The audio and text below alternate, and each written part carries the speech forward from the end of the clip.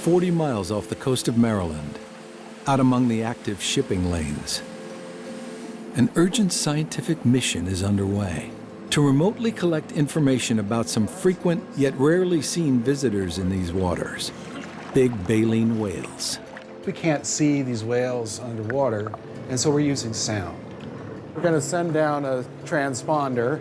Dave Secor from the University of Maryland Center for Environmental Science leads the Tailwinds team, examining potential impacts of offshore wind developments on local marine life. The surface of the ocean is opaque, and there's so much going on that we don't know about. They're here today to recover a network of underwater listening devices called hydrophones, anchored to the seafloor months earlier. Sending a coded acoustic signal, the team releases each unit remotely, allowing it to float to the surface for easy recovery.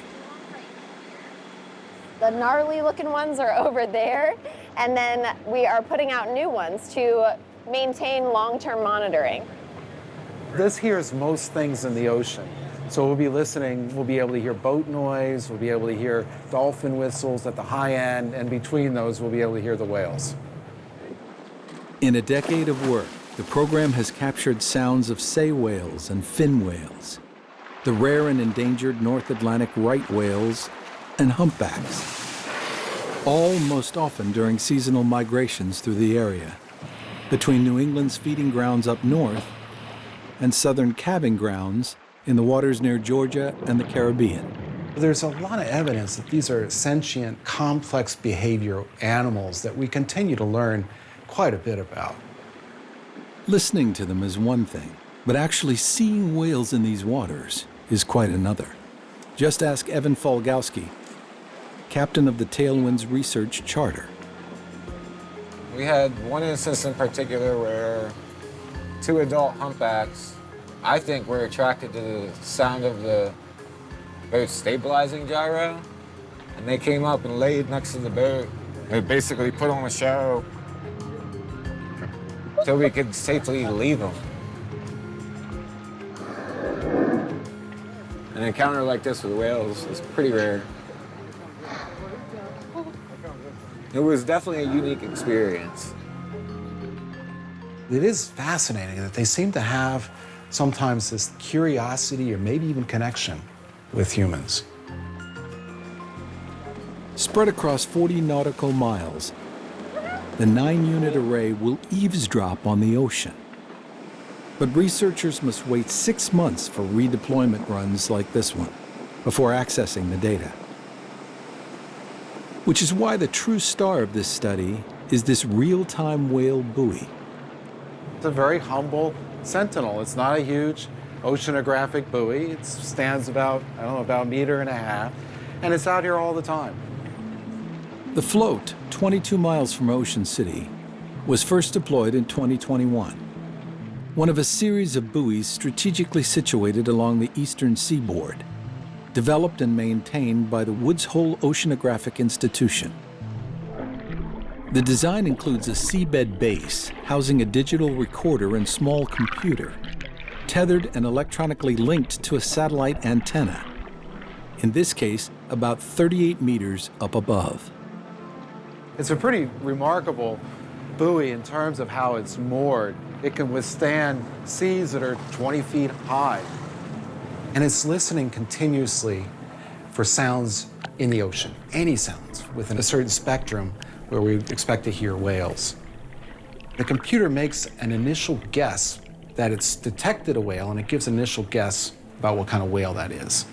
Information transmitted to the cloud every 2 hours and downloaded at the Chesapeake Biological Lab in Solomons, Maryland, where analyst Kirsten Silva and Becca Wingate look to confirm detections using a visual soundscape. The actual audio files don't transmit. When you're looking at the real-time data, you're only looking at the pictures. Different species show up in their own register, range, and often very distinctive patterns. They call fin whales the metronomes of the sea. Their pulses are just really consistent. It's like looking at music notes on a music sheet, but then when you get the archived audio, it's like getting the complete composition because now you're able to hear it. And that's really exciting.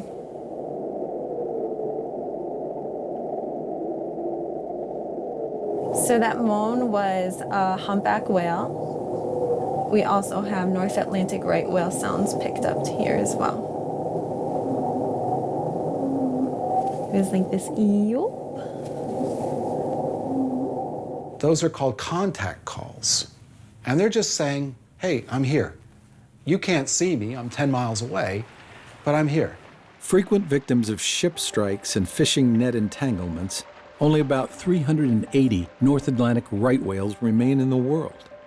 The real-time whale buoy provides critical information authorities use to alert shipping companies and recreational boaters when North Atlantic right whales are detected in the area and initiate voluntary 10-knot slow zones. At less than 10 knots, it's been shown that right whale collisions are drastically reduced. These assets really give us a good conservation tool. Catherine McCall of Maryland's Department of Natural Resources helped create the Real-Time Whale Buoys local partnership. People don't think about Maryland and whales. People come down to Ocean City and it's a treat to see dolphins going by. Sometimes you see the occasional whale, but they're much further offshore and we really didn't have a lot of data and information about where they were, when they were coming through.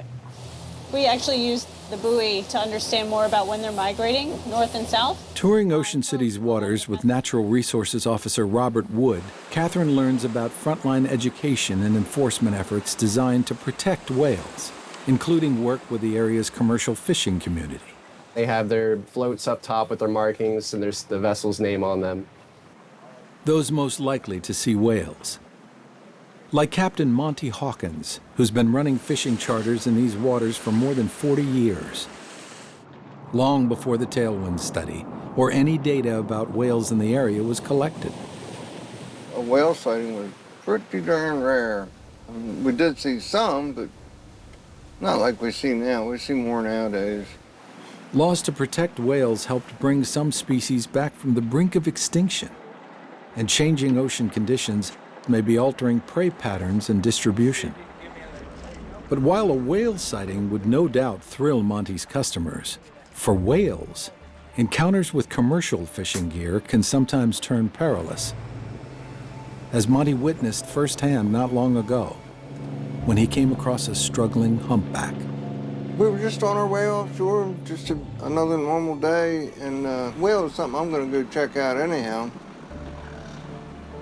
And rapidly became obvious this fellow was tangled up. He was dragging rope, he was dragging orange polyballs, and it wasn't a commercial gear I recognized. It had to have come from far away. Monty notified DNR and offered up his specialized whale rescue blade to the team, which slowly approached the whale. Officer Wood and another carefully leaned overboard. It had to have been amazingly tense. You don't want to hurt the animal itself, so we were very careful to make sure we were cutting where it was coming just off the end of the fin so that it could free itself. We ran the registration numbers on the buoy, and it came back to a commercial fisherman off New England. So it was evident that that whale had been struggling for quite some time to tug that commercial fishing gear that long of a distance. While always awe-inspiring, not every whale encounter is as dramatic. The real-time whale buoy now provides researchers new critical data about how whales are using the area and when to be most vigilant about management policies. The seasons that we expect some of these creatures offshore is longer than we thought before the buoy was detecting them. It's a hidden highway down there. But the buoy alone can't pinpoint a whale's location, which is why Dave Secor and his team also deploy their network of acoustic sensors from 5 miles offshore to 45. We can learn something about spatial distribution of these whales so that we can support the real-time continuous data that we get from the real-time whale buoy system. Today, the real-time whale buoy detected a humpback in the area, something Caroline Tribble would love to see. I I've never seen a whale out here, but there's always a chance. It'd be a nice, like, full circle moment. To see them would be a really, like, beautiful moment.